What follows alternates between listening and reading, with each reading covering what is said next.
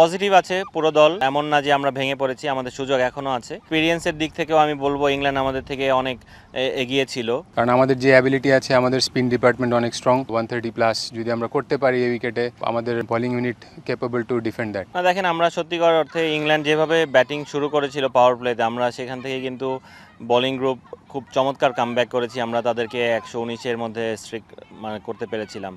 So হ্যাঁ, আমাদের ব্যাটিংয়ে কিছু ল্যাকিংস ছিল, আমরা পাওয়ার প্লেটা ভালো ইউজ করতে পারি নাই সেখানে। সো আমার মনে হয় এইরকম সুযোগ আমাদের হাতছাড়া হয়ে গেছে, এটা আমাদের জন্য একটু খারাপের দিক। কিন্তু আমি মনে করি যে আমাদের যেই দল আছে কিংবা যেভাবে আমরা খেলছি, তাতে সামনে যে ম্যাচ দুটো আছে, আমাদের মনে হয় এখানে যদি আমরা এবিলিটি ওয়াইজ খেলতে পারি, আমরা যদি চোখ না করি, আমার মনে হয় আমরা ভালো রেজাল্ট আনতে পারবো। না, আমরা যেটা পজিটিভ কথাই বলছি, কারণ আপনি দেখেন এরকম বড় স্টেজে এসে আপনার একটু প্রেশার তো থাকেই, এবং ইংল্যান্ডের সাথে আমরা খুবই কম ম্যাচ খেলেছি বিগত দিনে।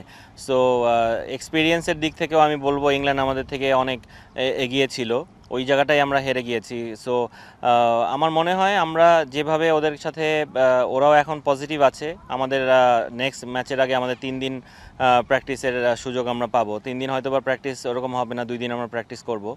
সো পজিটিভ আছে পুরো দল, এমন না যে আমরা ভেঙে পড়েছি, আমাদের সুযোগ এখনও আছে। সো আমরা চেষ্টা করছি যে যতটা অ্যাটিটিউড নিয়ে, বডি ল্যাঙ্গুয়েজ শো করে আমরা মাঠে নামতে পারি এবং পজিটিভ ভাইব নিয়ে থাকতে পারি। অবশ্যই আমরা সেটাই বললাম যে আমাদের এখনও সুযোগ আছে ওয়েস্ট ইন্ডিজকে হারানোর মতো ক্যাপেবল। আমরা সাউথ আফ্রিকাকে সিরিজ হারিয়েছিলাম। সো এই ট্রাস্টগুলো টিমের মধ্যে আছে, এবং মেয়েরা এটাও খুব ভালোভাবেই বিশ্বাস করছে যে আমরা যা খেলেছি ইংল্যান্ডের সঙ্গে, তার থেকে অনেক বেটার সাইড আমরা। সো আই হোপ যে আমরা এই সেম ট্রাস্টটা নিয়ে আমরা মাঠে থাকতে পারবো, এবং আমরা ওয়েস্ট ইন্ডিজ নেক্সট ম্যাচ যেহেতু ওয়েস্ট ইন্ডিজের সঙ্গে, আমরা ওয়েস্ট ইন্ডিজের সঙ্গে জিততে পারবো। অবশ্যই আপনি ধরেন 3টা ডিপার্টমেন্টই ভালো করতে হবে। হ্যাঁ, আমরা ইংল্যান্ডের সঙ্গে ফিল্ডিং হয়তো বা গ্রাউন্ড ফিল্ডিং আমরা খুব ভালো করেছি, 2টো ক্যাচ আমরা ছেড়েছিলাম, ওইখানে আমাদের হয়তো বা একটু পিছিয়েছি আমরা। সো আমাদের ক্যাচিংটা বেটার হতে হবে। আপনি এরকম বড় ম্যাচে যদি ভালো ব্যাটসম্যানদেরকে সুযোগ দেন, তারা গেমটা আপনার থেকে নিয়ে যাবে। সো ওই জায়গা আমাদের একটু ইমপ্রুভ করার জায়গা আছে, এবং ব্যাটিংয়ে আমাদের অনেক ইমপ্রুভ করার জায়গা আছে। আমি মনে করি আমরা যদি ভালো পজিটিভলি ব্যাটিং করতে পারি, ইন্টেন্ট থাকে, তাহলে আমরা ভালো রেজাল্ট আনতে পারবো।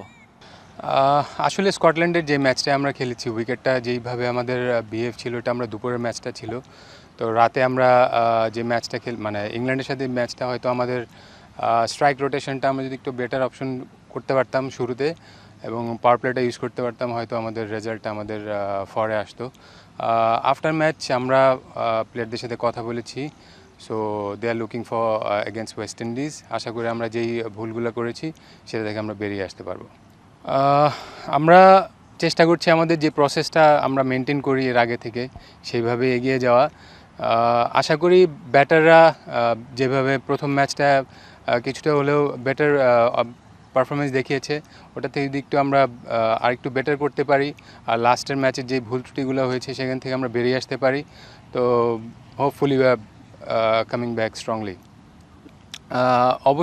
অবশ্যই কেন নয়, কারণ আমাদের যে অ্যাবিলিটি আছে, আমাদের স্পিন ডিপার্টমেন্ট অনেক স্ট্রং, এবং বলারটা ভালো করছে। আমরা ব্যাটিংটা যদি আমাদের আশা মতো করতে পারি, so I am hopeful about that. আসলে উইকেটটা একটু স্লো, বাট আমাদের মনে হয় প্রথম 6টা ওভার আমাদের ইউটিলাইজ করাটা ইম্পর্টেন্ট। যদি দেখেন আমাদের ডিফারেন্সটা ইংল্যান্ডের সাথে হয়ে গিয়েছে পাওয়ার প্লেতেই, আমরা প্রথম 6টা ওভারে অনলি 20 রানস করেছি। তো ওইখানে আমাদের বাউন্ডারি অপশনগুলো যদি একটু বাড়ানো যায়, হয়তো আমাদের গেম প্ল্যানের সাথে এটা ম্যাচ করবে। সো আমরা এখান থেকে বেরিয়ে আসতে পারবো। আই থিঙ্ক সো, বিকজ আমার মনে হয় যে উইকেটটা একটু স্লো। সো ব্যাটারদের একটু সেন্সেবল ব্যাটিং করলে হয়তো আমাদের 130+ যদি আমরা করতে পারি এই উইকেটে, সো আমাদের bowling unit capable to defend that.